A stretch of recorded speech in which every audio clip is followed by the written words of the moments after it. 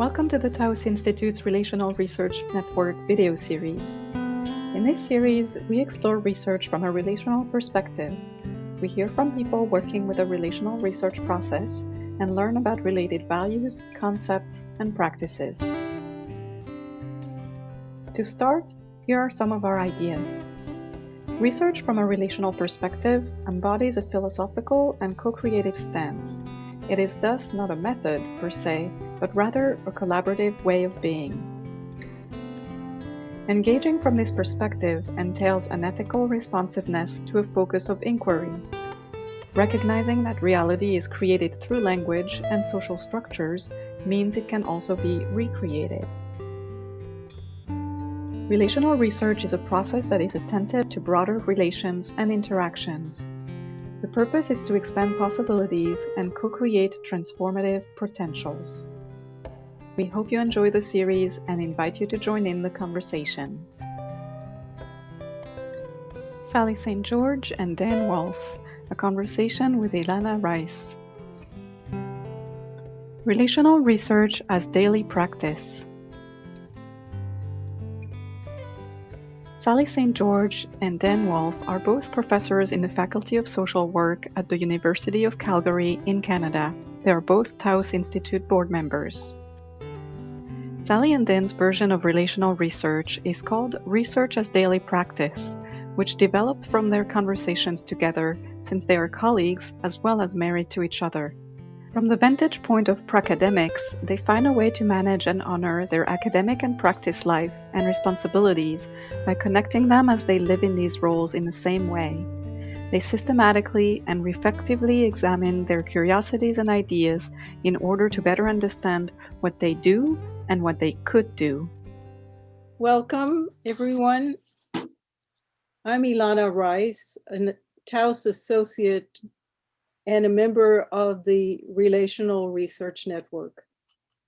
Today, I have a pleasure of hosting a conversation with Sally St. George and Dan Wulff, who will discuss research as a daily practice. Sally and Dan are both professors and faculty of social work at the University of Calgary. They're both life and professional co-creators and are among the earliest members of the Taos Institute.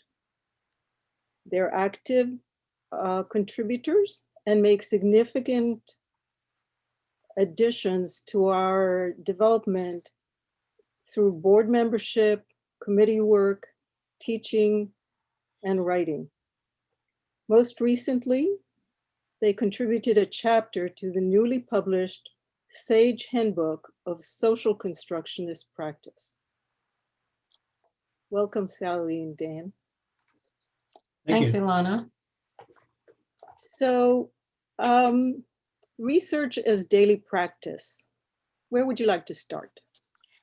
Well, maybe we could start with how we came to research as daily practice. It's our version of relational research, or one of the ways in which we talk about it. And we called it research as daily practice because being married to each other, being professors, and also practitioners, mainly practitioners as family therapists, we were struggling with how to balance all the things that we were responsible for doing, and that included our research program as professors. And the dean who hired us called us pracacademics. And so, and she hired us into what she called these split positions, but it was starting to create a split in our heads. And so when we would be at the center where we were conducting family therapy and supervision, we thought we should be at campus. And when we were at campus, we thought we should be at the center. And we thought, now how can we put all of this together and how can we integrate it? And so we came up with research as daily practice so that our teaching, our research, our theorizing, our therapy work was integrated. So this is our way of integrating this. And we found that over time, what we did was actually start more from the practitioner side of things and conduct research from that angle, as opposed to being academic researchers and conducting research from that angle. So then we called it research as daily practice, because we were using our daily practices no matter which of those areas we were working in. And that was really important for us to heal this split that was in our brains. Right. So it was kind of a pragmatic decision. It was a way to combine things.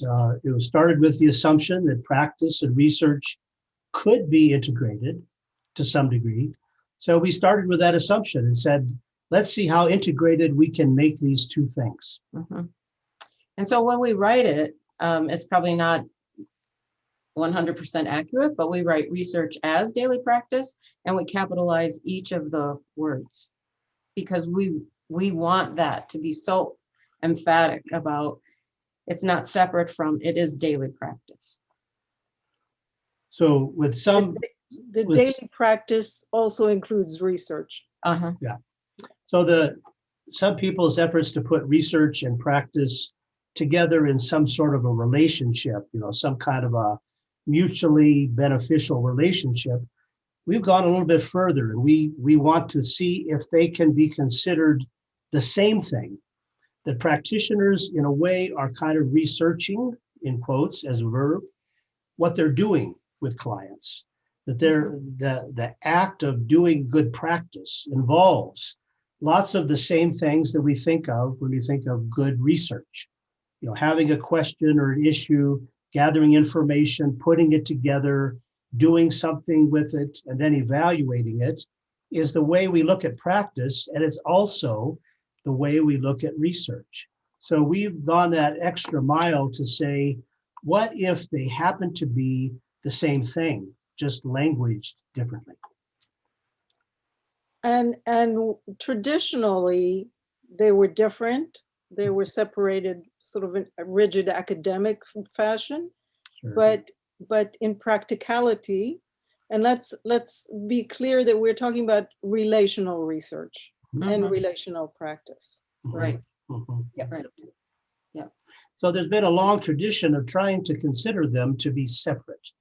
There's kind of a modernist idea to say research is over here and practice is over here. We have research books that are dedicated to that and practice books dedicated to practice. We have courses that are dedicated to both sides. So there's been a long tradition of considering them to be separate. And so we're trying to reverse that idea and saying, what if they were not considered to be separate? What would that look like? And what would be the implications of that? What would be the outcomes of seeing them as two things that are really not two things? They're the same thing, but just talked about as if they're separate. And then we have no idea what we would call it if and when we get to that place, because we still use daily practice and we still use research and we keep those words. But part of that, I think, is the movement, or the time in which we're moving. So can you take us back to how you began your practice and research integration? What context did that appear in? Who were you working with? It really started in the clinical situation because we noticed that we were getting caseloads that had similarities or questions that were becoming more and more difficult. And so what we found was we each turned to our colleagues to ask, are you experiencing something similar across the families you're working with? Or how are you approaching this? Or what are you noticing? And so that is really how it got started, by talking with our colleagues, noticing the things that were either troublesome or questionable about, or that we had curiosities about across our own caseloads.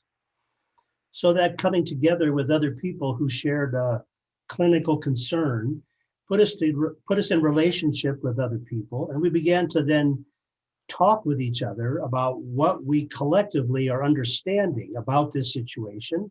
We sorted through things we knew, things we didn't know, curiosities we had.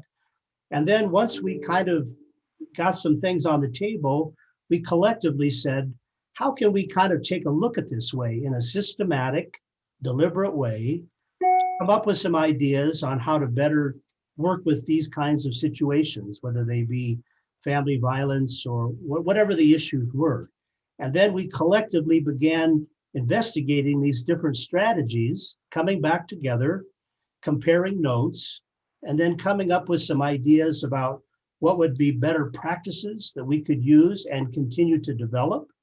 And then as the kind of the final step, which then led to a new effort, was what new questions do we have now that we didn't have at the beginning? And so then we had another project that then came out of the first project. So it kind of had an action research cycle feel to it.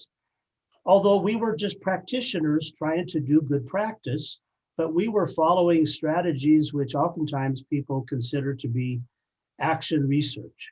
And so we began thinking maybe we are researchers who are just applying those skills in relationship with clients. And some And our people, colleagues. other people have mentioned this. Harleen Anderson, David Epstein have referred to therapists as co-researchers with their clients, that they become curious about how to make changes. And so the whole research set of ideas became available to practitioners. We're no longer enlisting researchers to tell us what's what. We are using the tools of the trade in our daily practices, logical, pragmatic steps to try to do better by the people we are charged to work with. So the problems really came from our clinical practice that we wanted to look into more deeply.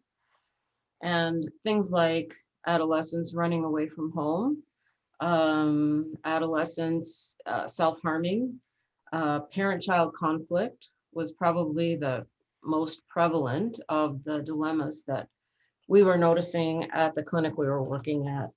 And our colleagues were also experiencing those.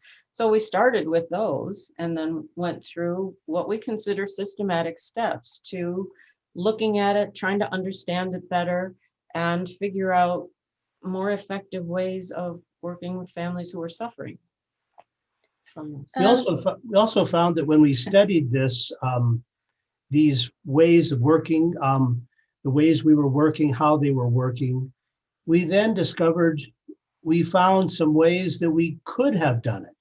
We kind of began to look at the roads not taken. And we started to then wonder about what if we had done this other thing? What would the trajectory have been? So our definition of research as daily practice is a deliberate and systematic way to look at what we're doing, to understand what we do and what we could do. Mm-hmm. So it became kind of a progressive way to further our thinking, to not just adjudicate how well we're doing, but to also percolate some new ideas that maybe that we might want to try. So it became very generative. It became not a process to understand something in some kind of final sense, but it opened up our eyes to see some things that we could see, but also to open up the possibility of some other things that we had not been seeing.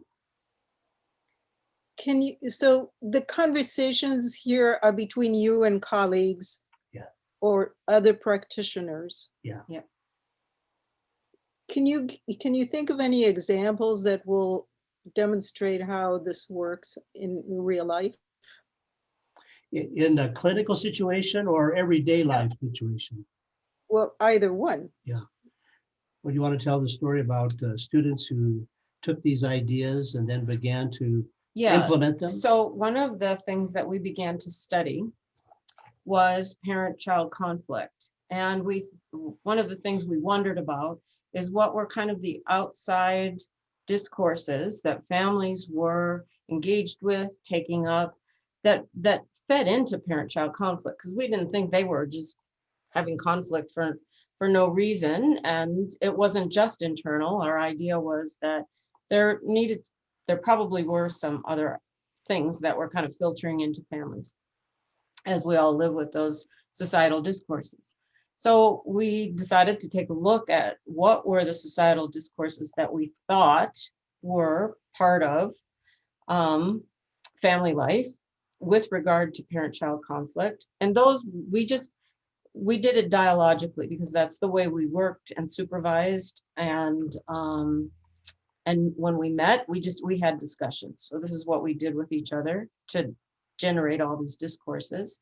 And then we looked at some of the paperwork that we did for the families, and we call them hips and pips. So they're actually diagrams of behaviors, problematic sequences of behaviors that families engaged in.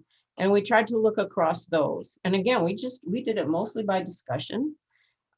We tried to make sense of all of this material. That this is how old fashioned we are. We put it on a blackboard.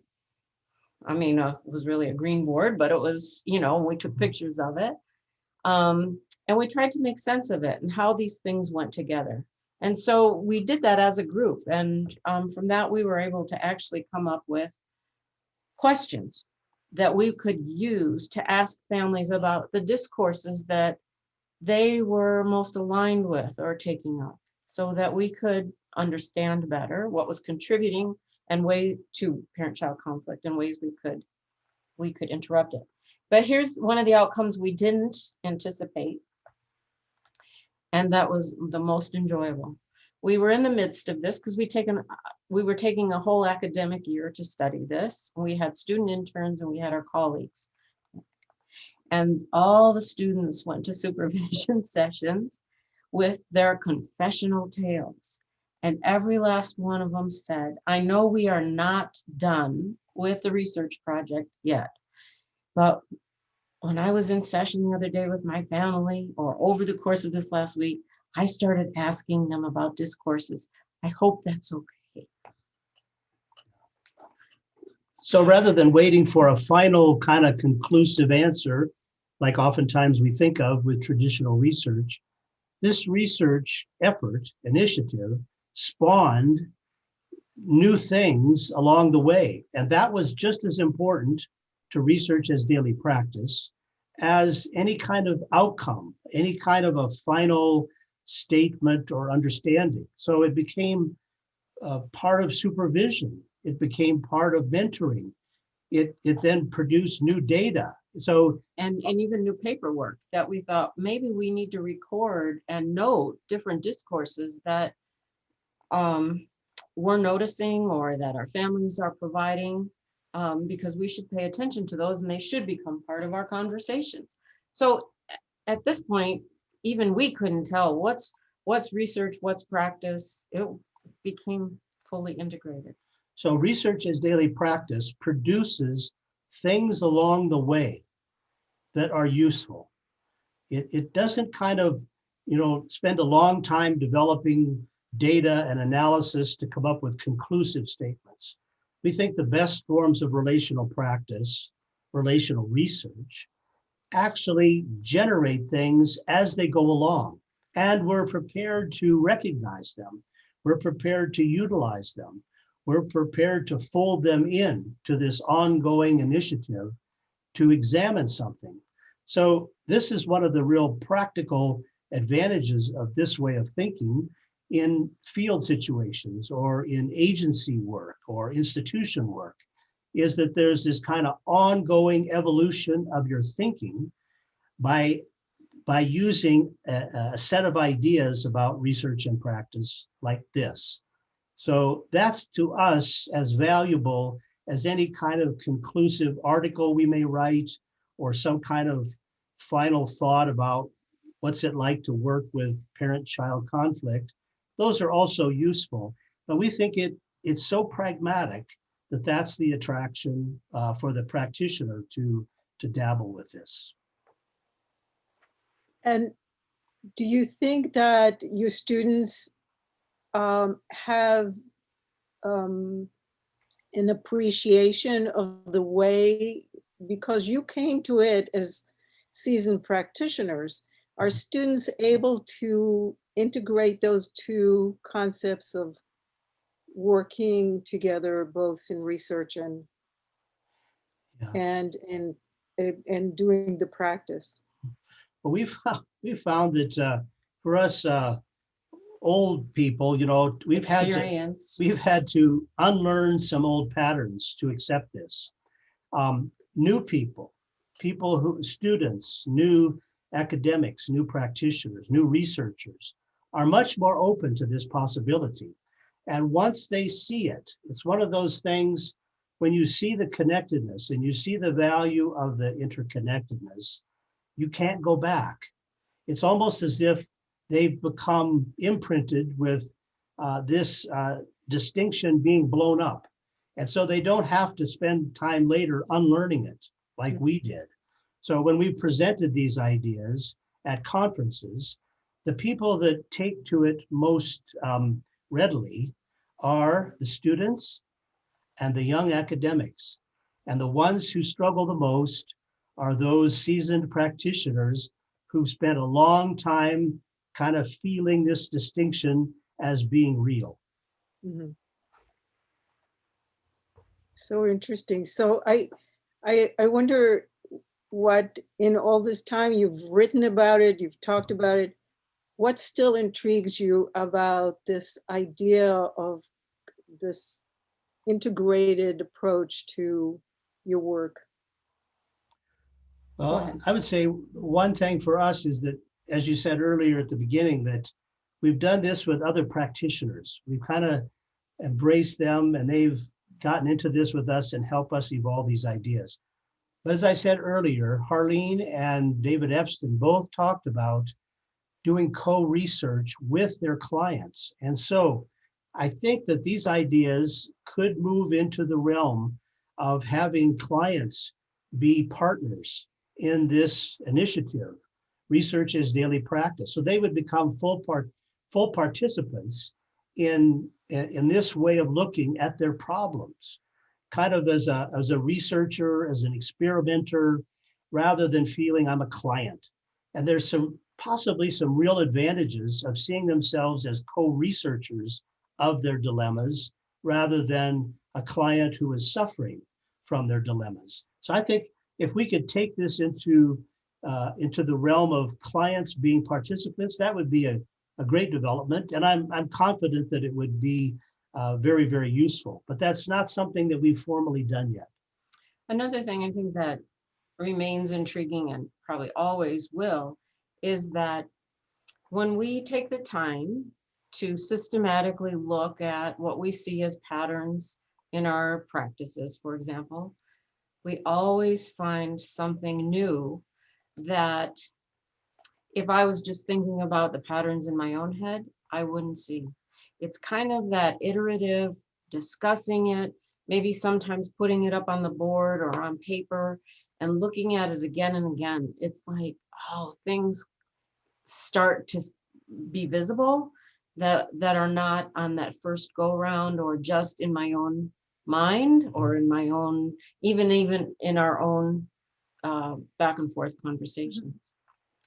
So we count on it now because we figure we're missing something. So it usually supplies some information, goodness that we're missing that we can benefit from. So we think that relational research works best with other people conjointly.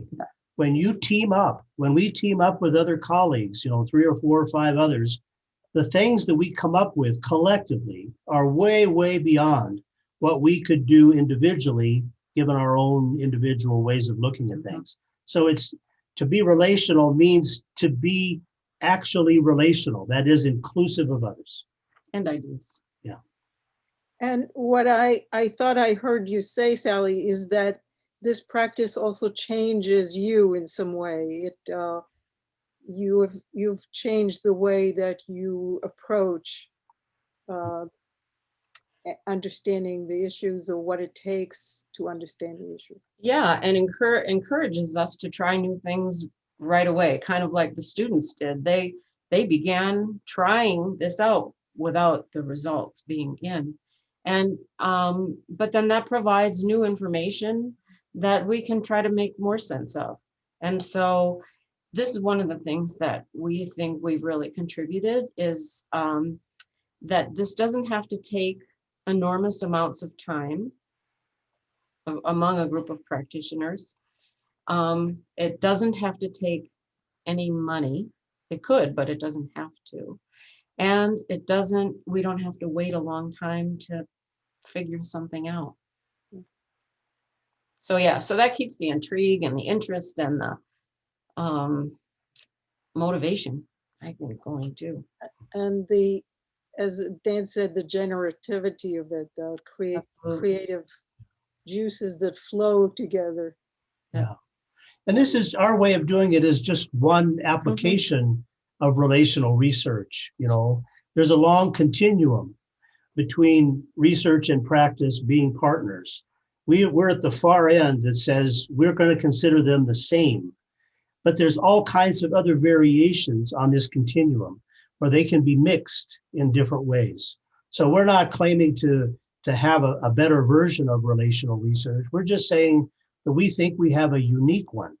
We think we have something that is a contribution to the collection of relational research ideas. Right. Which is why we're doing this conversation. So, so in summary, as we're getting to the end, I wonder if you have any sort of reflective thoughts about the practice over time, or the responses you've gotten from colleagues who are not in practice with you, but who are reading about it, perhaps. Well, as I said earlier, we got lots of feedback from young academics who are clearly embracing of this. And I think part of it is there's a little bit of a rebellion against the status quo. So this kind of tampering with the distinction between research and practice is quite attractive. So we're excited to see other people get excited and then to run with it in their own way. So we're not trying to create a dogma or this is the way one has to do it. We're happy to be transparent about the way we have done it, but it's just to open up the door. And so we're excited that if other people show an interest, we've had people that have read, what we've written, and been to our workshops and have run with it. So we're always anxious to hear what they make of it, because we think it's so pragmatic in a time when there's shortage of money, shortage of time, too many things to do in too little time. We think there's a real attractiveness to this because it's so built into what one already does. You're not asked to do anything new other than just maybe a little reorientation of how you think. So we think it's got great utility, particularly in a time of scarcity or where people don't feel like there's enough time to accomplish everything they want to. This coming together, you know, as pracacademics, as Sally said, practitioners and academics, there's overlap there. There's these Venn diagrams where there is overlap. You can get more mileage out of putting things together than trying to treat them as separate. We also, just by way of summary, our school, we're involved in a big project of teaching about research's daily practice so that our students who go to practicum insert it into practicum and incorporate it into practicum. And so that's a huge, actually it's part of a national study in Canada that's being taken on. And then the other thing we're thinking about is it doesn't have to just be for clinicians or therapists like us. We think it could be used in schools. We've talked about it with other kinds of folks in other kind of professions and offices and the questions that they might have. So it's not limited. I mean, I think when we decided to get a new car, we put it into practice there, just between the two of us and deciding how to shop for this new car and get this new car and that kind of thing. Yeah. So it really can be very daily. And lots of people in the field of arts are already doing lots of crossover work with research and practice in drama, music, sculpture, painting. Writing. So we've kind of come across this in our disciplinary field, but there's lots of other fields out there who have already been working at this a bit. So we find great colleagueship by looking around in other fields. Especially arts. Mhm. Yeah, that's very exciting. And I, as you're talking, I'm thinking about applicability in education and Yeah. yeah. Well, this has been so interesting. Thank you so much for the time and your continued contribution. And we'll see you next time. All Okay. right. Thanks Thank for you. letting us talk about something that's very important to us and that we love. So thank you. Thank you very much. Okay. Thank you to Sally St. George and Dan Wulff and Ilana Rice. More about Sally and Dan is available at www.towsinstitute.net/Sally-Hest-George or Dan-Wulff. Please join in the conversation. What captured your attention in this video? How do you think these ideas reflect a relational orientation to research? Please leave a comment on this YouTube page or join our community at www.towsinstitute.net/relational-research-network. There you can find a lot more information and resources. We thank the Relational Research Network leadership team for the vision and dedication to making this video series come to life.